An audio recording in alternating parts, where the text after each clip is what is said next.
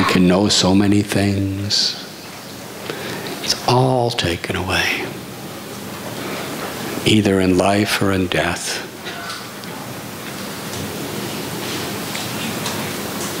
And some people, the solace is, even though I may not be able to enjoy it, I could leave it for my descendants. I can leave my wealth, I could leave my fortune, I could leave my reputation for my descendants. But all of that is going to be taken away too.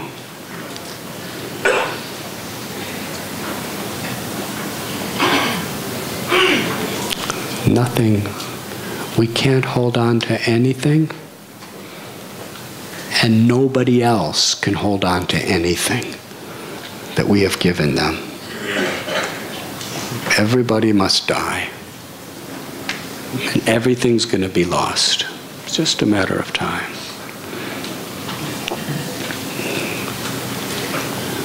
We have so many nice things in the museums, yes. We have bones of dinosaurs. Have you seen? Do you have those in India? I don't know, but I remember in the Field Museum in Chicago, near Grant Park, where I got tear gassed by the police once. I remember I was in a demonstration for peace, and the Chicago police charged and attacked us and started shooting tear gas, so we ran away. Because they had clubs and helmets. So I was running. I was a pretty fast runner back when I was a teenager. So some of my friends got beaten up, but I actually ran away.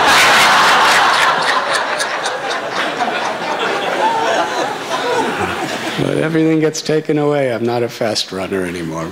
But anyways, I ran and ran and ran and ran and ran and ran into the Field Museum.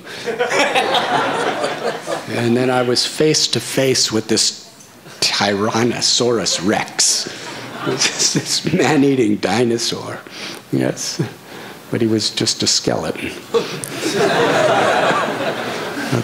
I remember when I ran inside, right in the main lobby, there was this big, gigantic dinosaur. They got his bones and reassembled him. So he was like, he had gigantic teeth. Can you imagine how much that cost? It's a fortune. So we're thinking we're preserving history by keeping these dinosaur bones. But even they're going to be lost. It's just a matter of time. Nothing is permanent in this world. I remember thinking that this dinosaur is probably reincarnated as one of the policemen outside.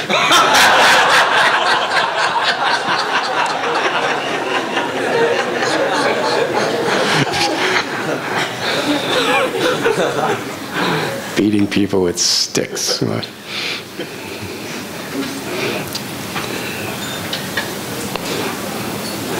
But eventually the whole Earth planet is just going to go bloop. It's going to be finished. That's the nature of material existence. Dukkhalayam ashashvatam. Everything is temporary. So from a material perspective, the Lord is Hari. He takes everything away. And there's a beautiful verse that Srila Prabhupada would quote often, that when Krishna wants to show his special mercy to his devotee, he takes things away. So that we realize that ultimately there's only Krishna to turn to.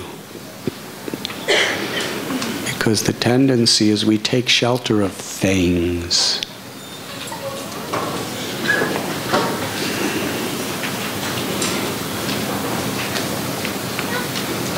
Kali Yuga, people love things and use people. Real culture is to use things and love people. And ultimately, the real person is the Atma, the soul. Love for the soul. Because the Atma is nahanyate hanyamane sarite. It does not die with this body. The Atma is unaffected by the annihilation of the entire cosmic manifestation. That's you. That's me. That's us. We are the eternal soul. You know, if we get bit by a mosquito, we think, oh, why is this happening to me? Yes? What to speak of death of this little body? The Atma is totally unaffected by the annihilation of the entire universe. It's unaffected by the annihilation of the entire cosmic manifestation. In the dream state, we're identifying with this body, we're identifying with the things and the people related to this body, so we're feeling pain. But the Atma itself is transcendental. Aparayami tastvanyam prakritim vidime param. It's beyond the 8 elements of material existence. The Atma is part of Krishna. That's who we are. That's who we've always been. We're transcendental. Krishna consciousness is to give us that understanding.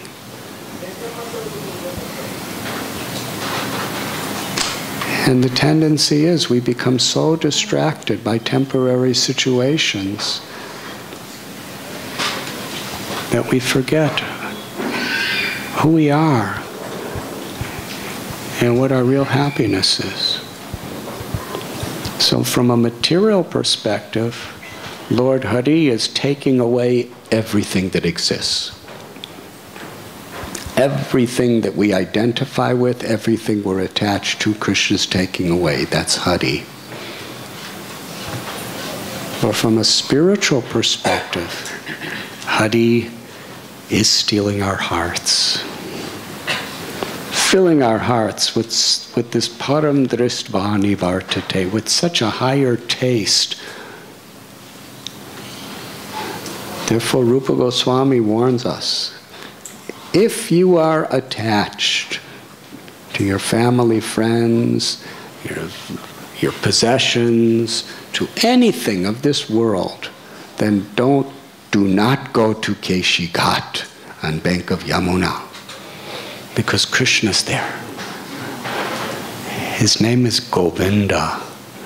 He's standing in a threefold bending form playing his flute. And if you see those lotus-like beautiful eyes and his wonderful lips, which are beaming in the moonlight, you see that complexion, just like the tamal tree.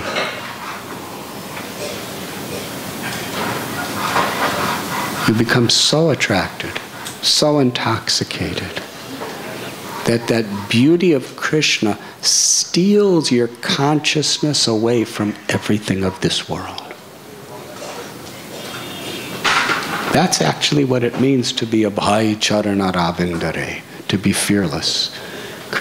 When Krishna steals your heart, steals your mind. Krishna's name is Manohar. He steals the mind away from all these temporary attachments.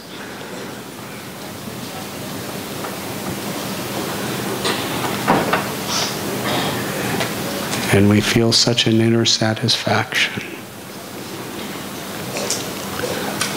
But our heart has to become soft, like freshly churned butter.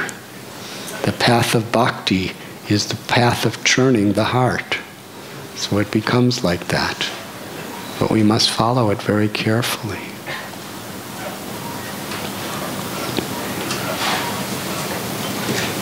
And Krishna's Bhakta-Vatsal. Vishwanath Chakravarti Thakur, one of the greatest acharyas, acharya who has illuminated the rasika aspect of Krishna's leelas in such an unparalleled way. He has explained that this is the primary feature of Krishna. Bhakta-Vatsal. He loves his devotees.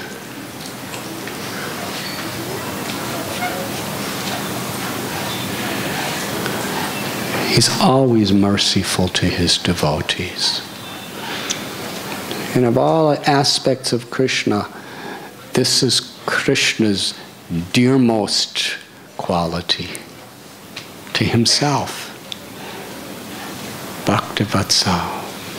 That he gives his heart with love to his devotees. And this is the quality of Krishna that we must very much understand. It is the highest truth.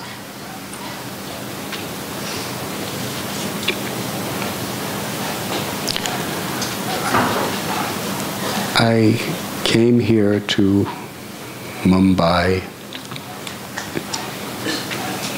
I was supposed to come in October, but I came early because of this most devastating tragedy that has come into all of our lives, of these 8 intimately dear devotees who Krishna has taken from us so suddenly, from a material, from even a spiritual perspective. Separation from a devotee is a great tragedy.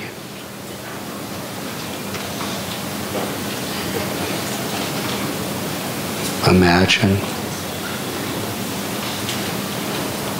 2 young girls who have lost their mother, father, and brother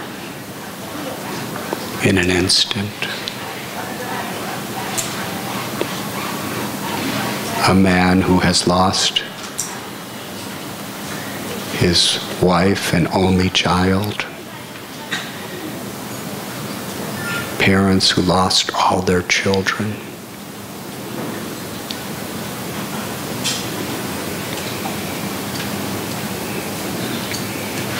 And so many friends who have lost their dear friends, god brothers, god sisters.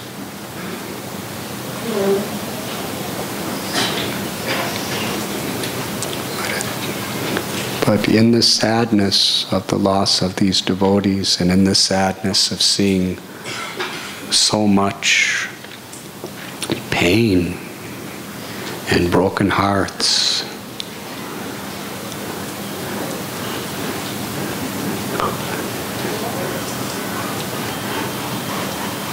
it's very wonderful to see the family environment, how close it is within the congregation of devotees really reaching out to be there for each other.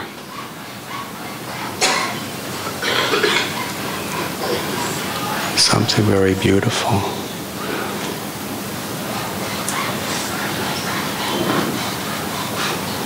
And I think for many who have been involved in this level have actually realized the depth of a spiritual family, of how supportive, how compassionate, how selfless it could be. And I have seen that among many.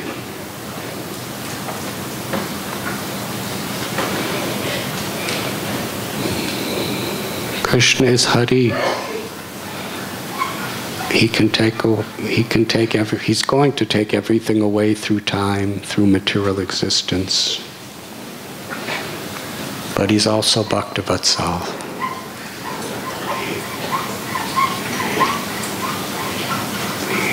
We can absolutely, completely depend on Krishna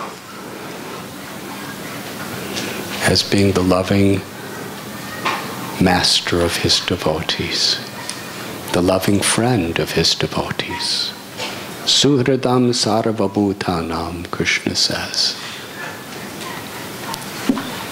Bhoktaram jagatapasam sarvalokamaheshwaram suhridam sarvabhutanam.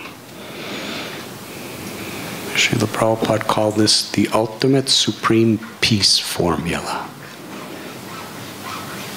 When we understand that Krishna is the proprietor of everything. And ultimately everything is meant for Krishna's enjoyment. And Krishna is the greatest benefactor and friend for all living beings. So when we turn to Krishna, we know for sure Krishna's there.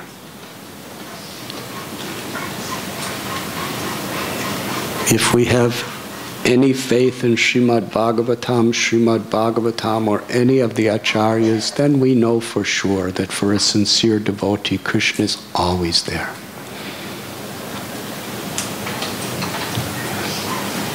And that means for the eternal soul of a devotee. Because the body is going to perish. Today, tomorrow, inevitable. When Krishna says, Konti aprati janihi name bhakta pranashyati, I'm always going to protect my devotee. Arjuna, you promised this. It is my promise. Krishna's there to protect the devotee. If it meant the body, then the body's going to die. So obviously that's not what Krishna means. He's there to protect the soul of the devotee. He may protect the body for some time.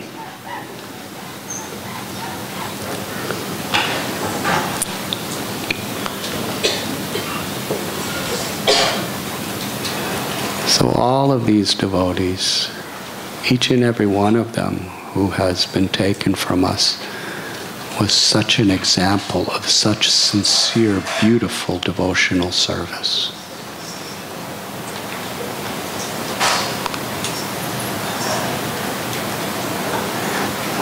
Therefore, we know for sure that Bhaktivatsal Krishna was there for them, to pick them up, to embrace them, to deliver them, to steal their soft hearts, to steal their beloved eternal souls from the shackles and confines of this material world.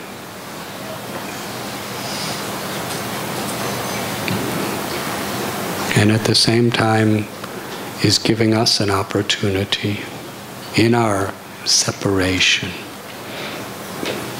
through the tears of our love for them, to make our hearts softer, to bring us together as a selfless family where we're actually here for each other. We become so diverted by such unimportant things. We fight over such unimportant things. Yesterday there was a beautiful prayer ceremony for Gaur Krishna Prabhu by the Brahmacharis. And some of the Brahmacharis were talking about all the fights they had with Gaur Krishna Prabhu. Because he was a very strong person. We were talking about their arguments with him. It was quite amazing. And in almost every case, those arguments and very difficult relationships turned into the most intimate friendships. Because all of the things that we disagree with are usually so superficial.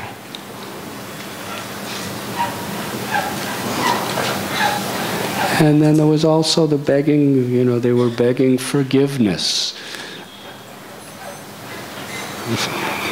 for having these disagreements.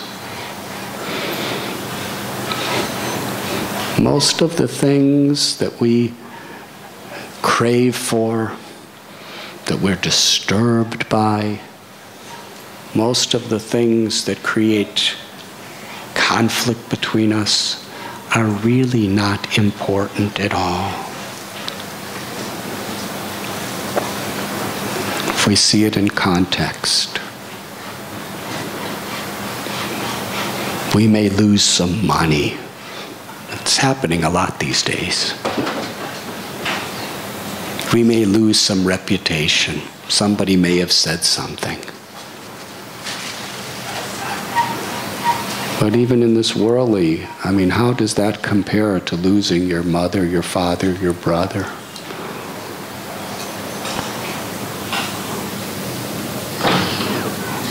When there was an earthquake in Gujarat or in Latur, tens and thousands of people died. People, all their property, all their relatives. That's the way the material world is. And yet we become so disturbed by such petty things. Yes, Bhaktivatsal has taken these loving devotees into his most magnanimous, loving embrace. For them, everything is perfect.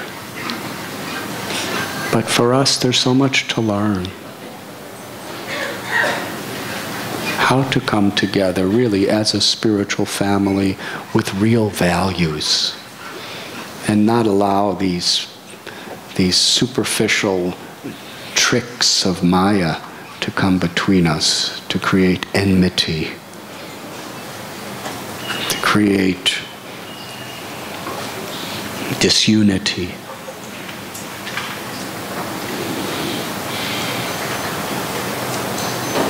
Krishna's all beautiful. If somehow or other we can chant the holy name sincerely, come before Radha Gopinath with sincere prayer, then we can begin to experience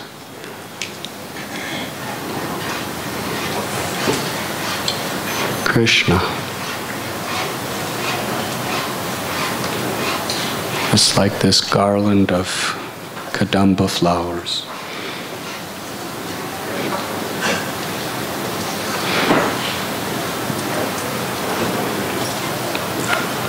Some are green flowers that have no fragrance at all. Do you see? And some are fully blossomed, fragrant flowers.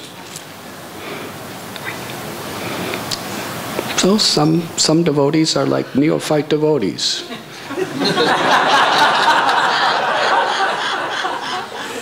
They don't have so many good qualities. They're kind of hard. Kind of green. And others are very mature devotees. There's different colors and different shapes and everything else. But it's our sincere desire to please Krishna that is the string that can bind us all together. And when that garland of our unity based, threaded on the string of bhakti,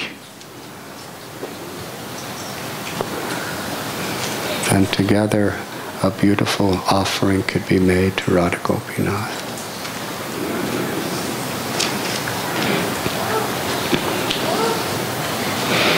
And our willingness to be there for each other, even despite differences, is part of the churning of the butter of our hearts to make it soft and sweet.